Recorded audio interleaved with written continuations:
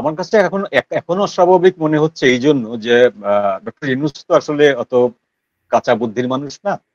উনি যথেষ্ট প্রাজ্ঞ মানুষ, বিশ্ব ঘোরা মানুষ, বিশ্বের বিভিন্ন মানুষের সাথে যোগাযোগ করা মানুষ, উনি একটা ওয়ার্ল্ড ফেমাস মানুষ।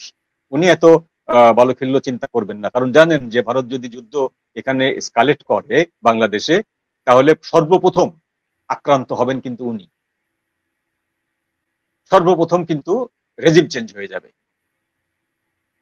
তো এইটা এই এই বিপদকে উনি কিন্তু স্বাগত জানাবেন, এইরকম কাজ উনি করবেন বলে আমার মনে হয়।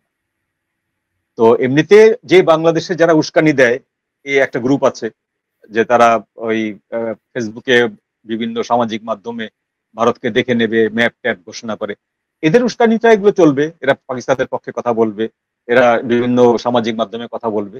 এই উস্কানিগুলোকে ভারত গুরুত্ব দেবে না, ভারত স্বাভাবিকভাবে এগুলো গুরুত্ব দেবে না। কিন্তু যদি আমাদের ফজলুর রহমানের মতো কোনো জেনারেল সাহেব বলে বসে যে আমরা ত্রিপুরার দিকে মার্চ করব, আমরা মেঘালয়ের দিকে মার্চ করব, সেক্ষেত্রে ভারত বসে থাকবে বলে মনে হয় না।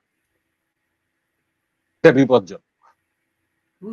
তবে এর থেকে বিপজ্জনক যেটা, সেটা হলো যে ভারত তার নিজের অর্থনীতিকে মজবুত করার জন্য, জনগণের ফুড সাপ্লাই চেইনটাকে কন্টিনিউ রাখার জন্য আপাতত বিশ্বের সমস্ত জায়গায় তারা যেখানে সেখানে খাদ্য এক্সপোর্ট করতো, রপ্তানি করতো, সেগুলো সব বন্ধ করে দিয়েছে।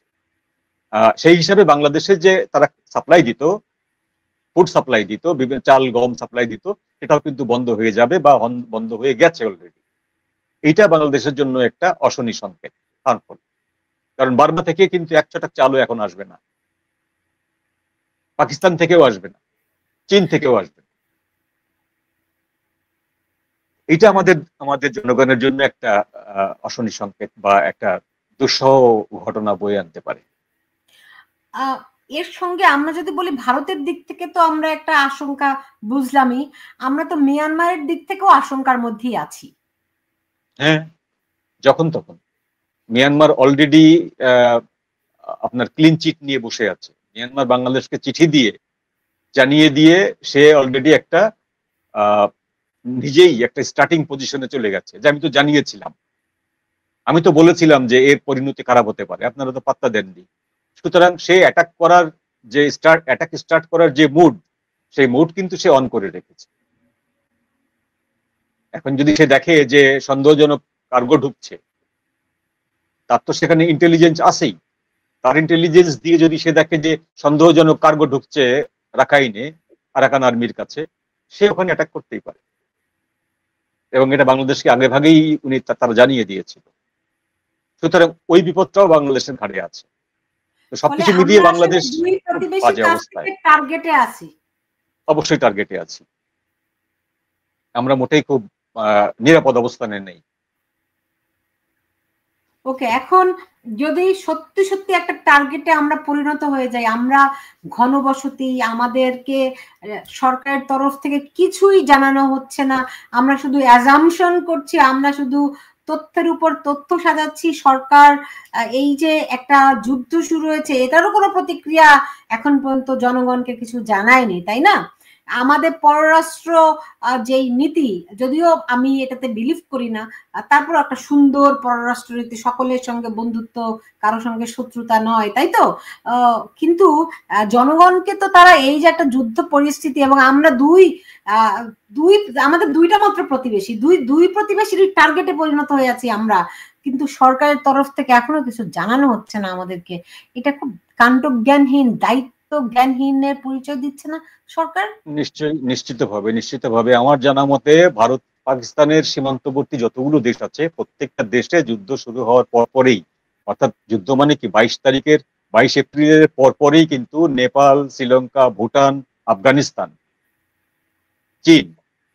চীনের তো প্রস্তুতি নেওয়ার কিছু নেই, তার কথা বাদ দিলাম, কিন্তু নেপাল, ভুটান, আফগানিস্তান, শ্রীলঙ্কা, এরা তো দুর্বল দেশ। এরা তাদের জনগণকে তারা কিন্তু সতর্ক করেছে এই যুদ্ধের বিষয়ে।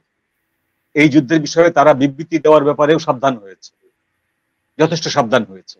এবং নেপালে যে মুভমেন্ট হচ্ছিল, রাজতন্ত্র ফিরিয়ে আনার মুভমেন্ট, সেই মুভমেন্টে ভারতের ইন্ধন ছিল বলে ভারতের সঙ্গে একটা সম্পর্কের ভিতরে একটা উষ্ণতা তৈরি হয়েছিল, সেটাও তারা কিন্তু মিটিয়ে ফেলেছে এই ঘটনাগুলোর আগে। সুতরাং নেপাল, ভুটান, শ্রীলঙ্কা, আফগানিস্তান প্রত্যেকেই তার নিজ নিজ স্বার্থ বুঝছে, তার জনগণের কথা চিন্তা করে তারা কিন্তু জনগণকে সতর্ক করছে, নিজেরা সতর্ক হচ্ছে, এক্সেপ্ট বাংলাদেশ। আমরা এখনো লাফাচ্ছি, আমাদের সরকার এখনো লাফাচ্ছে, আমাদের জনগণের ভিতরে একটা অংশ এখনো লাফাচ্ছে, লড়কে লেঙ্গে পাকিস্তান, সেই পাকিস্তানি সেই ধোয়ার মতো।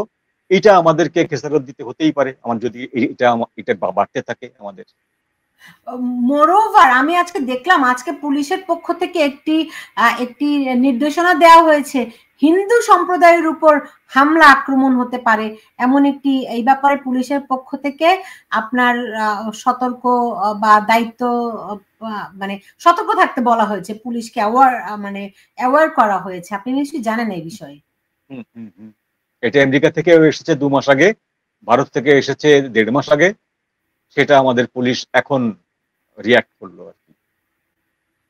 ভারত থেকে 1.5 মাস আগেই বলা হয়েছে বাংলাদেশে যে কোনো সময় বিশেষ বিশেষ স্পর্শকাতর জায়গায় জঙ্গি আক্রমণ হওয়ার সম্ভাবনা আছে, এবং যে কারণে আমেরিকা, কানাডা, ব্রিটেন এই 3টি দেশ কিন্তু তাদের ওখানে যে সিগন্যাল দেয় ওদের জনগণের জন্য 1, 2, 3, 4 করে, সেই সিগন্যালে আমাদের হিল ট্র্যাক্স অঞ্চলে হচ্ছে 4 নম্বর সিগন্যাল দেওয়া, অ্যাওয়ারনেস, যে ওখানে একেবারেই যাওয়া নিষেধ, আর ঢাকা সহ অন্যান্য জায়গায় দেওয়া আছে 3 নম্বর করে। এবং বিশেষভাবে বলা আছে ঢাকাতে, খুব দুঃখজনক একটি কথা, খুব লজ্জাজনক, আমেরিকান স্টেট থেকে একটি বিবৃতি এসছে, সেই বিবৃতিটি এরকম যে বাংলাদেশের কোনো মিছিল বা মিটিং এ কোনো আমেরিকান যেন ওখানে না যায়। আপাত দৃষ্টিতে ওই মিটিংটি শান্তিপূর্ণ মনে হলেও যে কোনো মুহূর্তে ওইটি সহিংস হয়ে উঠতে পারে এবং পকেটমারি হয় ওখানে। এইটা একটা জাতির জন্য কতটা লজ্জাজনক যে ওখানে পকেটমার হয়, আপনার পকেট কাটা যেতে পারে। একজন আমেরিকান নাগরিককে তার সরকারের প্রতিনিধিরা বলছে যে পকেট মারিং হতে পারে, সুতরাং আপনি ওখানে যাবেন না, শান্তিপূর্ণ মিছিল দেখলেও বা শান্তিপূর্ণ মিটিং দেখলেও সেখানে যাবেন না, কোনো পাবলিক গ্যাদারিং এ যাবেন না। এভাবে 3 নম্বর সতর্কবাণী তাদেরকে দেওয়া হয়েছে। এটা আমাদের জাতির জন্য কতখানি লজ্জাজনক যে আমরা মানুষের পকেট মারি পর্যন্ত। জি, আমি শেষ করব, এই যখন অবস্থা, আমাদেরকে ইউনূস সরকার কিছুই জানাচ্ছে না, কিছুই বলছে না, এমনকি জনগণকে হুঁশিয়ারিও দিচ্ছে না, এটা কি শুধুমাত্রই তারা অনির্বাচিত সরকার সেই জন্য, নাকি তারা, আমি শুরু থেকে যেটি আপনার কাছ থেকে জানার চেষ্টা করছি, তারা দে আর ইনভাইটিং ওয়ার? আমি যদি বলি যে প্রথম থেকেই তিনি যে শব্দটি ব্যবহার করেছিলেন, আমি সেই আগস্ট মাসের শব্দটি ব্যবহার করতে মনে করি, যে এই যে এনার্কি গুলো হচ্ছে বা এই যে হিন্দুদের উপরে আক্রমণ হচ্ছে, এইটি আসলে রাজনৈতিক কারণে হচ্ছে, ধর্মের কারণে হচ্ছে না, ধীরে ধীরে কমে আসবে। তো ডক্টর ইউনূস ধীরে ধীরে কমে আসার থিওরিতে বিশ্বাস করেন। সে কারণে তিনি কোনো জনগণকে কোনো সতর্ক করছেন না, কাউকে কোনো সতর্ক করছেন না, তার মন্ত্রী পরিষদকে সতর্ক করছেন না, সেনাবাহিনীকে করছেন না, সেনাবাহিনীর সাথে বসছেন না এইসব বিষয় নিয়ে। তার মানে এটা হচ্ছে উনি মনে করছেন অ্যাজ ইউজুয়াল ধীরে ধীরে কমে আসবে, এটা যুদ্ধটাও ধীরে ধীরে কমে আসবে, ব্যাপারটা এরকম। আর একটা হচ্ছে যে যদি না কমে, আমার তো সমস্যা নেই, আমাদের সরকারের তো সমস্যা নেই, নির্বাচনটা অনির্দিষ্টকালের জন্য পিছিয়ে যাবে, তখন তো আর কেউ ডিসেম্বর, জানুয়ারি বা জুন এরকম মেনশন করতে পারবে না, সেটাও হতে পারে।